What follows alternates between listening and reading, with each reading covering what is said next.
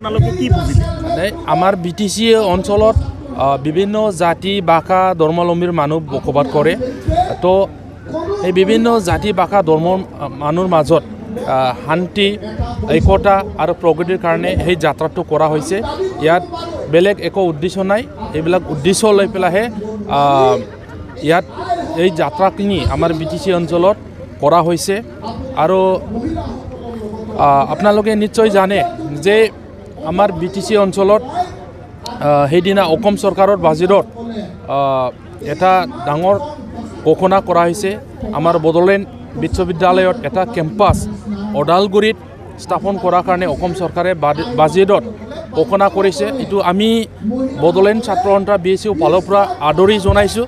কাৰণ সেই দাবীটো লৈ পেলাই আমি বিভিন্ন সময়ত অসম চৰকাৰক স্মাৰক পত্ৰ মেমৰেণ্ডাম দিছিলোঁ। আৰু সেই অঞ্চলত যি চৰকাৰে যোৱা 17 বছৰ ধৰি শাসন কৰিছে, ৰাইজৰ ৰাজাৰ কাৰণে বহুত উন্নতিৰ কাম কৰিছে, সেই দাবীটো সেই চৰকাৰৰ আছিল। তো অসম চৰকাৰক আমি অসমৰ মুখ্যমন্ত্ৰী ডক্টৰ হিমন্ত বিশ্ব শৰ্মা ডাঙৰীয়াক ধন্যবাদ জনাইছোঁ। আজি মুখ্যমন্ত্ৰী ডাঙৰীয়া সেই যোৱা বাজেটত যে বড়োলেণ্ড ইউনিভাৰ্চিটি কেম্পাছ স্থাপন কৰাৰ কাৰণে যে উদ্যোগ ল'লে, নিজৰ বাজেটত অন্তৰ্ভুক্ত কৰিলে, তাৰ কাৰণে আমি মুখ্যমন্ত্ৰী ডাঙৰীয়াক ধন্যবাদ জনাইছোঁ। বৰ্তমান মেট্ৰিক পৰীক্ষাৰ যিটো প্ৰশ্ন কাকত ফাদিল বা লিক হোৱাৰ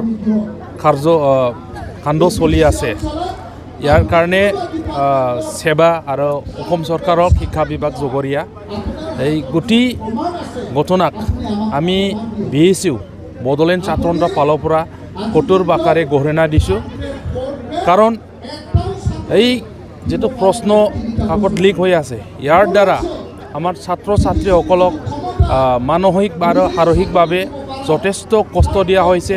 তেখেতসকলক ভৱিষ্যতক লৈ পেলাই সেৱাই এইটো হেতালি কৰা খেলা কৰা নিচিনা হৈছে।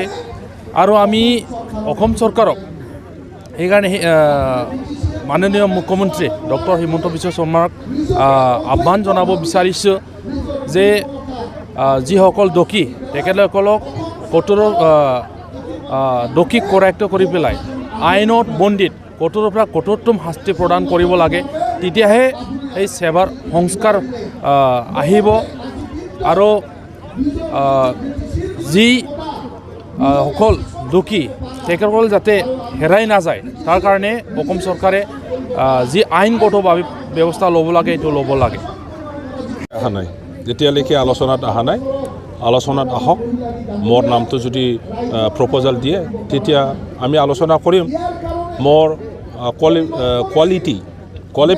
কোৱালিফিকেশ্যনৰ কথা নহয়, কোৱালিটি মই কিমান ছাৰ্ভিচ দিব পাৰিম এইটো চোৱা যাওক। স্যাৰ, আপনি ৰাইজলৈ আজি কিবা মেছেজ দিব? ৰাইজলৈ আজি এটা কিবা মেছেজ দিব? মই সেইটোকে আপোনালোকৰ থ্ৰু ৰাইজৰ ওচৰত এটা মেছেজ দিব খোজোঁ। BPF দলে যোৱা ইলেকশ্যনৰ পিছত 1 বছৰ 1.5 বছৰ আমি ৰখিছিলোঁ যে পৰিৱৰ্তনৰ নামত যি চৰকাৰক ৰাইজে ভোট দি পেলাই জিকাই দিলে, চৰকাৰ গঠন কৰিলে, কি জানি তেখেতসকলে ভাল কাম কৰিব, আমাৰকে বেছি ভাল কাম কৰিব। আমাৰ কনচাৰ্ণটো হ'ল BTCত শান্তি প্ৰতিষ্ঠা কৰিব লাগে, শান্তি হ'ব লাগে, বিভিন্ন জাতি গোষ্ঠীৰ মাজত কোনো ধৰণৰ ভুল বুজাবুজি থাকিব নালাগে, একগোট হ'ব লাগে। আৰু একগোট হৈ পেলাই আমাৰ BTC অঞ্চলত য'ত যেনেকৈ লাগে ইউনিয়নৰ কাম হ'ব লাগে, এইটো মাত্ৰ আমাৰ কনচাৰ্ণ। গতিকে UPPL দলে পৰিৱৰ্তনৰ নামৰ সেইটো কমিটমেণ্ট দিছিলে ৰাইজক, আমি ডিষ্টাৰ্ব দিয়া নাছিলোঁ। তেখেতসকলক শান্তিৰ কাম কৰিব আমি সুবিধা দিছিলোঁ। কিন্তু এতিয়া 3 বছৰ উকলি যাবলৈ হৈছে। এই 3 বছৰত দেখা গ'ল যে একো কাম নকৰিলে, বৰঞ্চ BPF দলৰ নেতাসকলক যেনেকৈ কাৰাপশ্যনৰ দোষাৰোপ কৰিছিল, তেখেতসকলৰ কাৰ্যকলাপত আমি কাৰাপশ্যনহে দেখিছোঁ। গতিকে উপায় নাই, BPF দলে এতিয়া জাগি উঠিল। ৰাইজৰ ওচৰত সেই মেছেজটোৱে আমি ক'ব বিচাৰিছোঁ।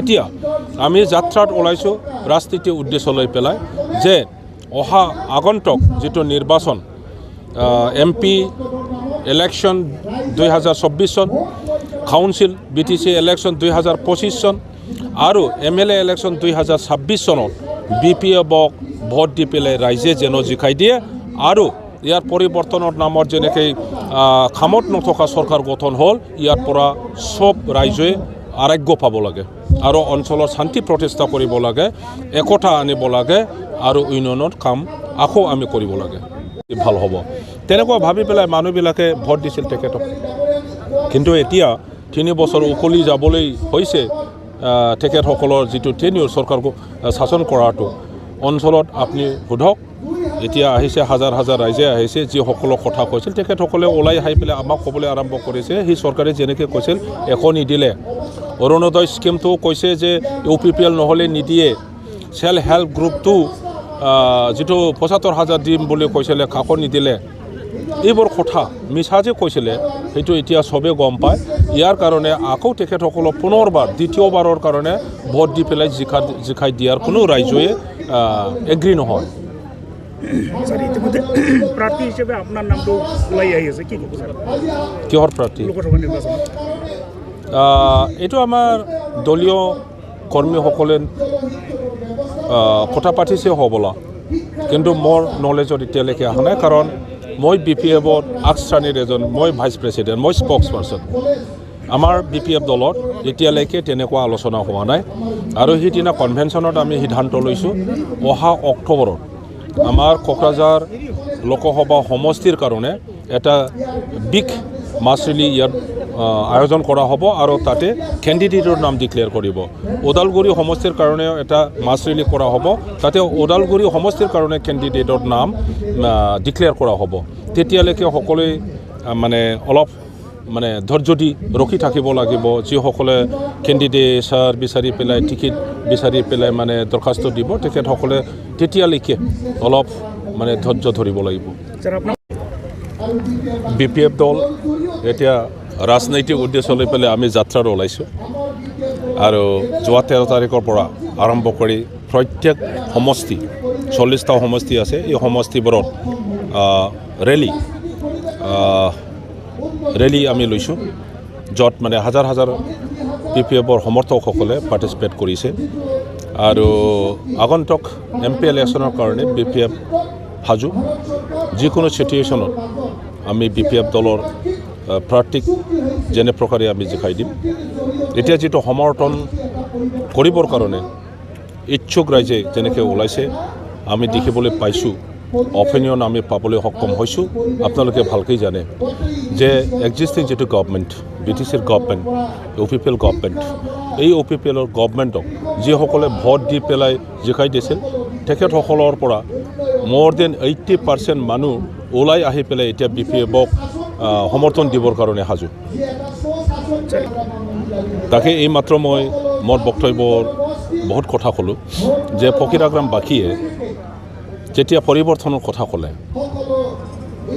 মহিলাসকলক এটা আশ্বাস দিলে যে ব্যক্তি সবকে অৰুণোদয় স্কিম দিয়া হ'ব সেল্ফ হেল্প গ্ৰুপবিলাকক ৭৫,০০০ 1 লাখ 2 লাখ পইচা দিয়া হ'ব অঞ্চলৰ যি অৰ্থনৈতিক আন্তঃগাঁথনি BPF-এ 15 বছৰে একো কৰা নাই মই সবটো কৰি দিম তেনেকুৱা যেতিয়া কথা ক'লে মানুহবিলাকে সঁচা বুলি ভাবিছে সামান্য ধৰি লওক এজন ৰিক্সাৱালা মানুহে ভাবিলে যদি UPPL-ক ভোট দিয়ে তেতিয়াহ'লে মোৰ ৱাইফে যদি অৰুণোদয় স্কিম পায় মোৰ ৱাইফে সেল্ফ হেল্প গ্ৰুপৰ এজন মেম্বাৰ সেল্ফ হেল্প গ্ৰুপৰ পৰাও যদি পইচা পায় তেতিয়াহ'লে মই ৰিক্সা চলোৱাটো বাদ দি বেটাৰী গাড়ী মই কিনি ল'ম আৰু সেইটোতে মোৰ সংসাৰ বেছি ভাল হ'ব মোৰ ল'ৰা ছোৱালীক পঢ়াবৰ কাৰণে